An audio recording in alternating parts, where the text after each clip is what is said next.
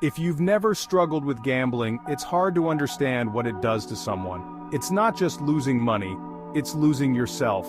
This video is what I wish my friends, and honestly everyone, knew about gambling addiction. Maybe it can help you understand someone you care about, or maybe it helps you feel less alone. Most people think gambling addiction is just about money, like we're reckless or greedy or just bad with self-control. But for me, it was never about getting rich. It was about escape. Escaping boredom. Escaping anxiety. Escaping feeling like I wasn't enough. Gambling became my coping mechanism, even though it was slowly destroying me. One of the hardest parts about gambling addiction is that it's invisible. Unlike other addictions, there are no obvious signs. I didn't smell like alcohol. I didn't slur my words. I wasn't passed out on the floor or stumbling around. On the outside, I looked perfectly fine. Maybe even successful, happy, and put together. I went to work, I laughed with friends, I showed up for family dinners. But inside I was anxious, ashamed, and secretly drowning in debt. Every day felt like I was living a double life. I lied. A lot. Not because I didn't love my friends or family, but because I didn't want to disappoint them, or have them see the truth. The truth was, I was struggling, and I felt completely alone. When I finally gathered the courage to open up about what I was going through, I was met with a flood of well-meaning advice. People said things like, "Just stop. Why don't you uninstall the app?" Or, "Why would you do that again?"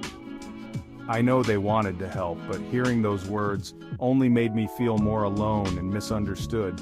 What I really needed wasn't a list of solutions or quick fixes. I needed someone to sit with me in my pain, to listen without judgment, and to let me know I wasn't facing this battle by myself. Addiction isn't something you can just reason your way out of. It's not a simple logic problem, it's deeply emotional and complicated. The thing that helped me the most was when someone said, "I don't get it, but I'm here for you anyway." That made all the difference. If I ever ignored your texts, left your messages on read, or flaked on plans at the last minute, if I seemed distant, or even avoided you completely, please know it wasn't because I didn't care about you. The truth is, I was deeply ashamed. Gambling made me feel like a fraud, like I was living a double life and didn't deserve good people in my world. Every loss made me feel smaller, and every lie I told to cover it up made me feel even more alone. So I started isolating myself, thinking it was better to pull away before anyone else could reject me. Addiction convinced me that loneliness was safer, that I had to be alone, even though, deep down, I desperately wanted connection. What helped most wasn't lectures or judgment, it was compassion. A simple "you okay?" meant the world. Someone saying, "You don't have to do this alone," gave me strength. Just knowing someone saw me, not just my mistakes, kept me going. If you've got a friend struggling with gambling, they probably already feel horrible. Be the person who reminds them they're still worthy of love.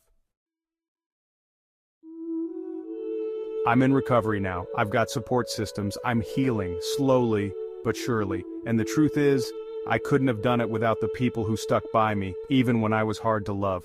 To those friends, thank you. And to anyone watching this, it's never too late to start showing up for someone who's struggling.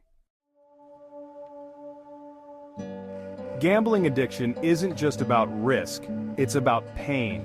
And the best way to fight it is with connection. If you're someone who struggles, or loves someone who does, subscribe to Bet Free. We're building a no-shame space for recovery, honesty, and support. You are not alone, and you're worth helping, even if you don't believe it yet.